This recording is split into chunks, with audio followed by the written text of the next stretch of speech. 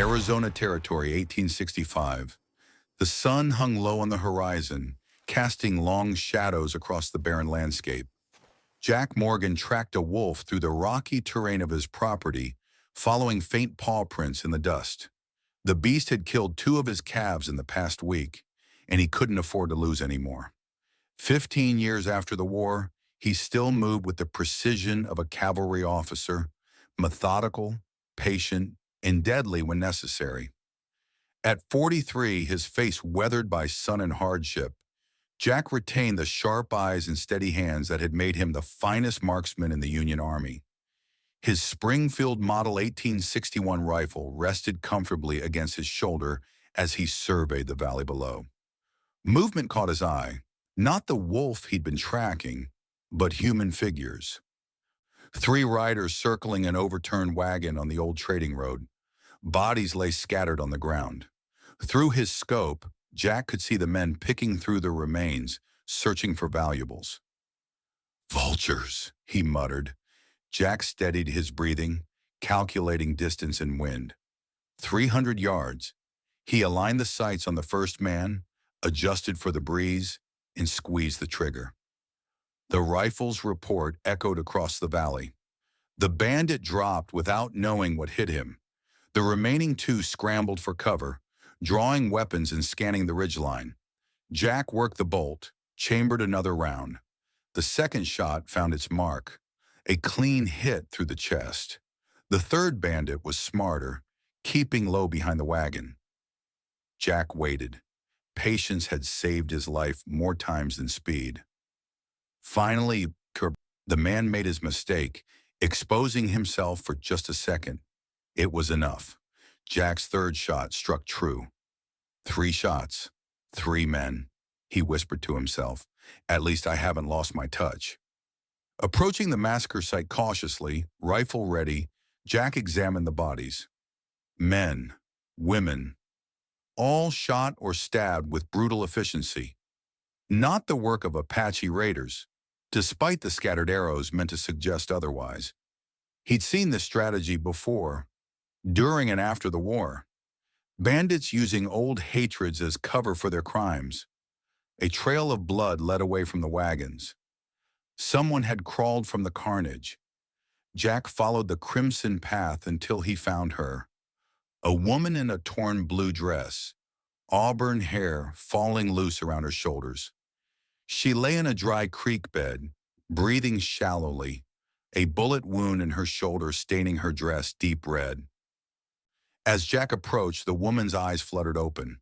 Startlingly green against her dirt-streaked face, they fixed on him with unexpected clarity. "Finally," she whispered, "I found you, Morgan." Jack froze. No one had called him by that name in 15 years. Before he could question her, her eyes rolled back and she lost consciousness. The woman lay on Jack's bed in the cabin of Lone Wolf Ranch, her breathing shallow but steady. He had removed the bullet from her shoulder using skills reluctantly acquired during the war. The wound was clean, a small blessing amidst tragedy. Jack's ranch existed on no map, and he preferred it that way. Only occasional trips to Cottonwood Creek for supplies kept him connected to the world beyond his property lines. Yet somehow this woman had known exactly who he was. While tending her wound, Jack had noticed a small tattoo on her wrist, an eagle with a star above it. Pinkerton Detective Agency. Their operatives sometimes used it to identify each other during the war when they served as scouts and spies. Jack searched her belongings, finding a small Derringer pistol and, more disturbing, a photograph of himself, a military portrait from 15 years ago. His suspicions deepened. The woman stirred, wincing as consciousness returned. Jack handed her water, which she drank greedily. "Thank you," she said, her voice stronger now, "for saving my life." "You're welcome," he replied. "Though I'm curious why you called me Morgan. I go by Jack Hayes now." Confusion crossed her face, then understanding. "I must have been delirious from blood loss." "I don't think so." Jack held up the photograph. "Found this in your bag, along with a Pinkerton tattoo on your wrist. So let's try again. Who are you, and why were you looking for me? Before she could answer, the distant sound of approaching horses reached them. Jack moved to the window, peering through a gap in the curtains. 3 riders, he said grimly. Stay here. Stay quiet. He grabbed his Spencer repeating rifle and Colt Navy revolver, weapons from another life, and stepped onto the porch as the riders approached. The leader, a tall man with a neatly trimmed beard and expensive clothing, unsuited for the territory, raised his hand in greeting. Evening, friend, the man called. Apologies for the late visit. I'm looking for someone who might have passed this way. Not many people pass this way at all, Jack replied evenly. Who are you looking for? The leader urged his horse forward. Name's Wesley Blackwood. We're tracking a red-haired woman, killed 2 of my men. Dangerous woman, not what she seems. Inside the cabin, the woman's blood ran cold. She reached for the small Derringer pistol Jack had returned to her, ready to defend herself if necessary. Haven't seen any woman, red-haired or otherwise, Jack said, his posture relaxed but alert. Just me out here? Blackwood's eyes narrowed slightly. Mind if we look around? She's crafty, might have hidden herself without your knowledge. I mind considerably, Jack replied, his tone hardening. This is private property. Blackwood studied Jack for a long moment. You look familiar, friend. Have we met before? I doubt it. I keep to myself. No, I'm certain. Blackwood's eyes widened slightly. Well, I'll be damned. Major Jack Morgan. Thought you were dead.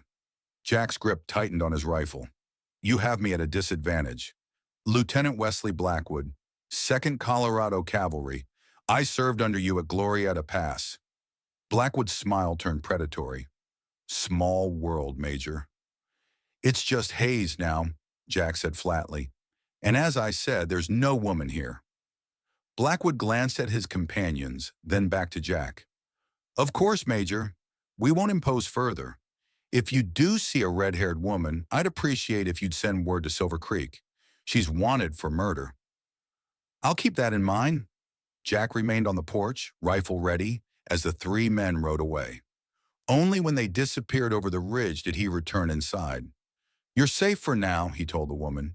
But Blackwood will be back, and this time, I want the complete truth, starting with who you really are and why Wesley Blackwood knows me. That night, the truth emerged in fragments, reluctantly shared in the flickering firelight of Jack's cabin. The woman's name was Rachel Nighthawk, a Pinkerton operative sent to find him. Blackwood isn't just a bandit, she explained. He's a traitor selling military intelligence to former plantation owners who want to start a new conflict with Mexico. They need land, and they're willing to fund an invasion to get it. And what does this have to do with me? Jack asked, though he suspected he already knew. You commanded Blackwood. You know how he thinks. Rachel paused. And you have personal reasons to want him brought to justice. Later, while Rachel slept, Jack opened an old trunk hidden beneath loose floorboards in his bedroom. Inside lay remnants of a life he'd tried to forget. His cavalry uniform, letters and wrapped in oiled cloth, his officer's sidearm, a Remington revolver with his initials engraved on the grip. Beneath these mementos was a small leather pouch containing a silver necklace with a sun-shaped pendant, intricate work by skilled Cherokee hands. He had taken it from the village after the massacre, not as a trophy, but as penance, a reminder of his greatest failure. The memory came unbidden. Lieutenant Blackwood arriving at his tent with reports of Apache fighters hiding in a Cherokee settlement. The raid authorized based on what he now suspected was deliberately falsified intelligence.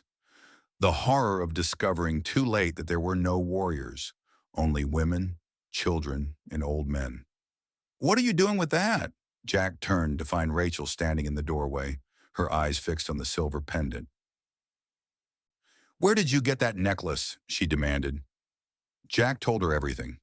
The Cherokee village, Blackwood's intelligence report, the massacre that followed.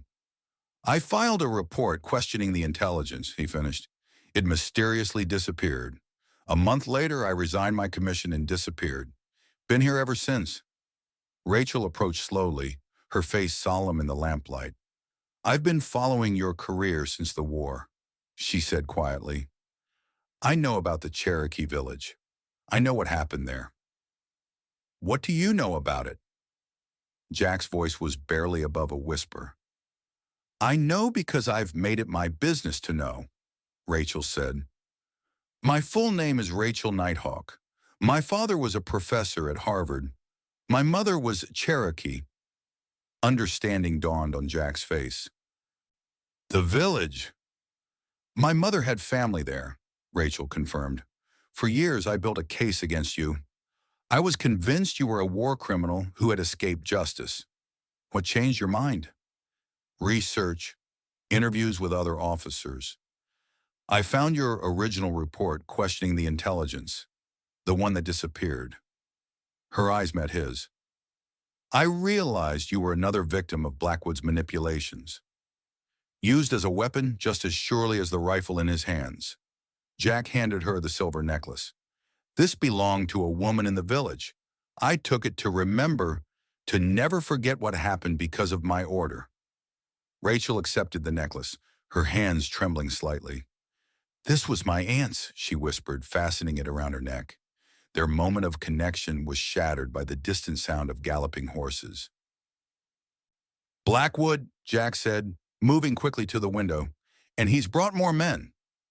The attack came at dawn, Blackwood and 8 riders surrounding the ranch.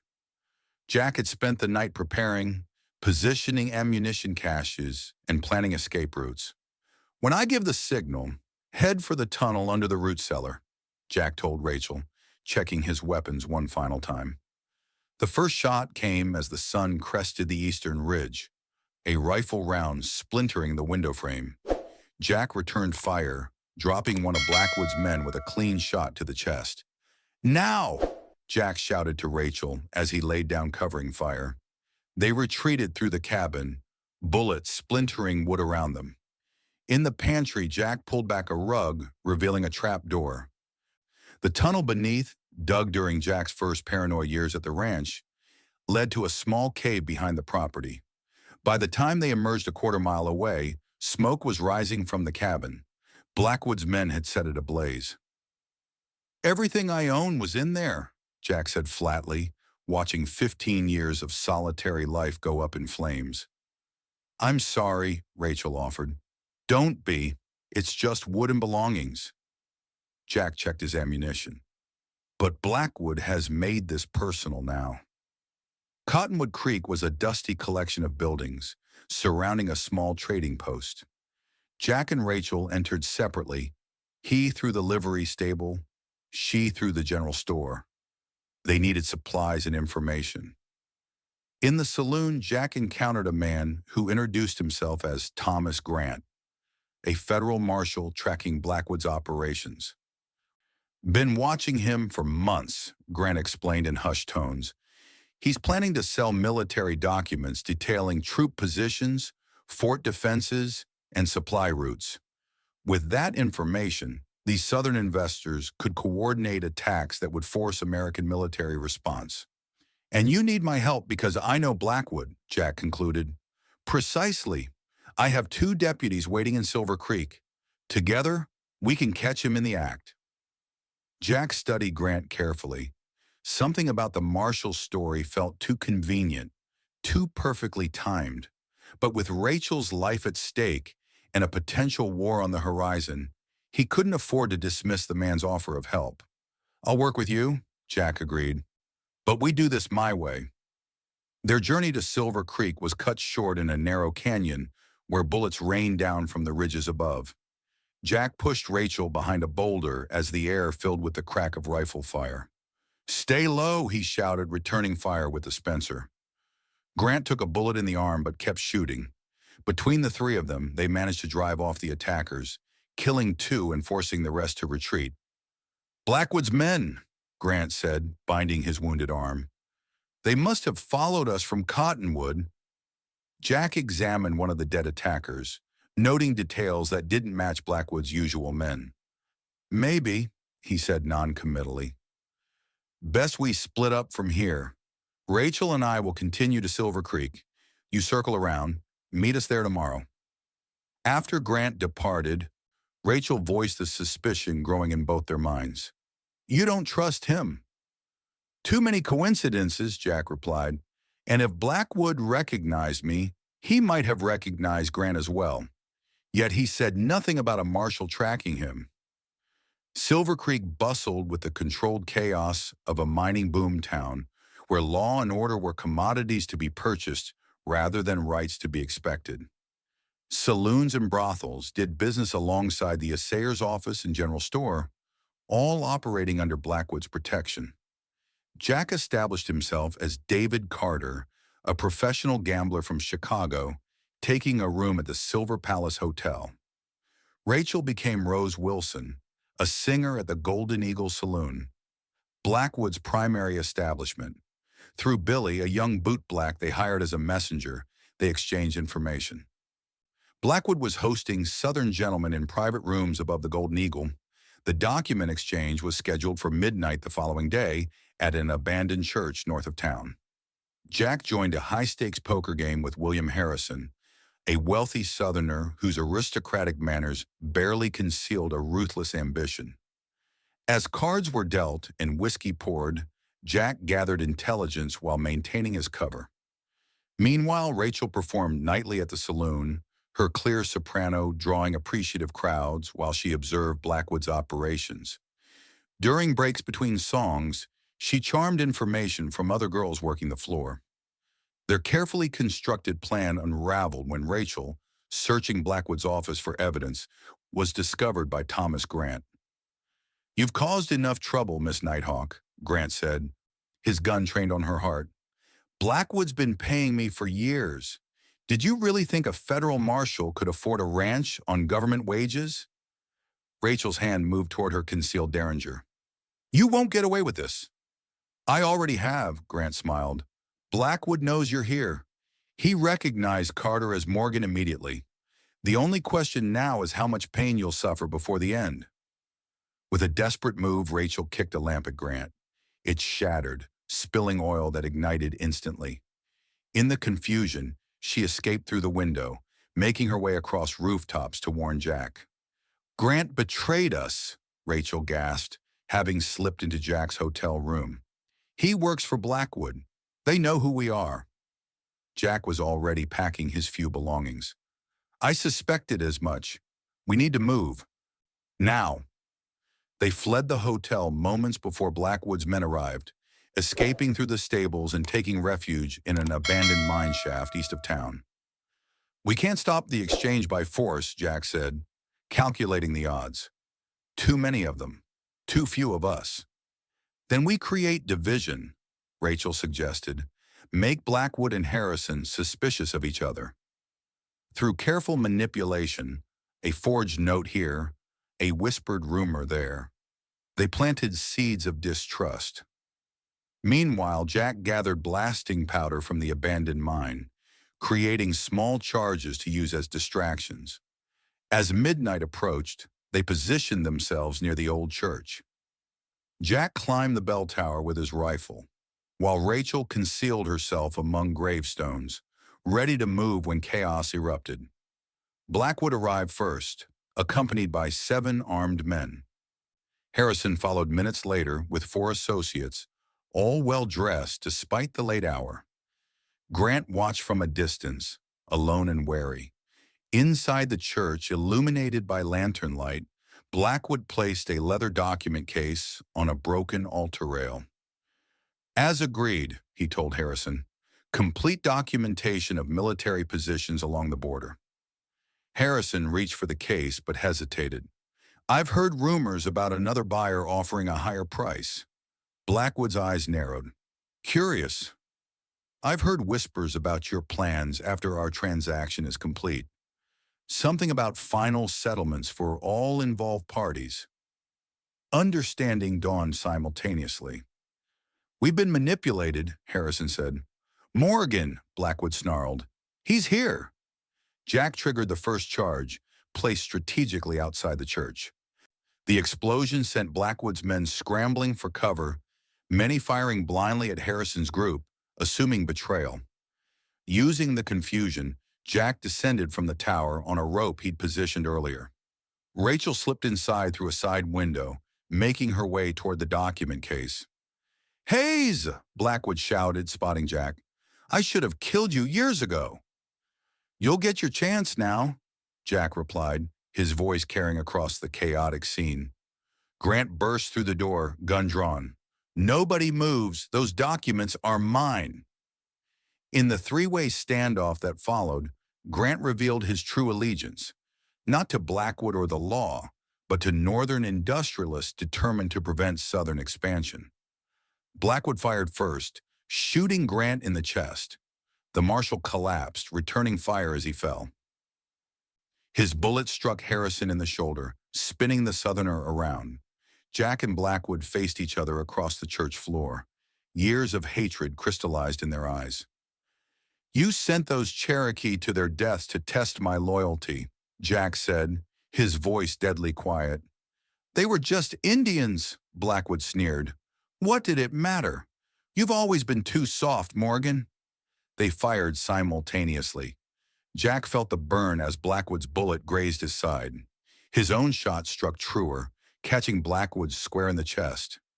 Meanwhile, Rachel fought Harrison for possession of the document case. Despite his wounded shoulder, the Southerner was powerful and desperate. He slammed Rachel against the altar, reaching for her throat. Rachel drove her knee upward with all her strength. As Harrison doubled over, she brought the heavy document case down on his head, rendering him unconscious. Fire spread rapidly through the church, fed by dry timber and spilled lamp oil. Smoke filled the interior, making it difficult to breathe or see. "We need to go," Jack shouted, grabbing Rachel's arm. "The whole place is going up."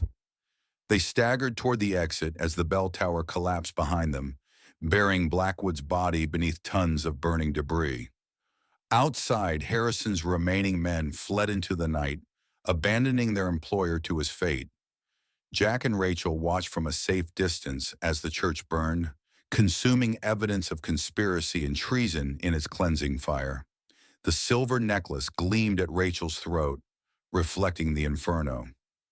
"It's over," she said simply. "Not quite," Jack replied, gesturing toward riders approaching from the south. "Looks like the real law has finally arrived." Deputy Marshal Frank Miller was exactly what Grant had pretended to be, a seasoned lawman with legitimate credentials and a warrant for Blackwood's arrest. "Seems you've done our job for us," Miller observed, surveying the burning church and the document case Rachel handed him. "The government will want to know who was involved in this conspiracy."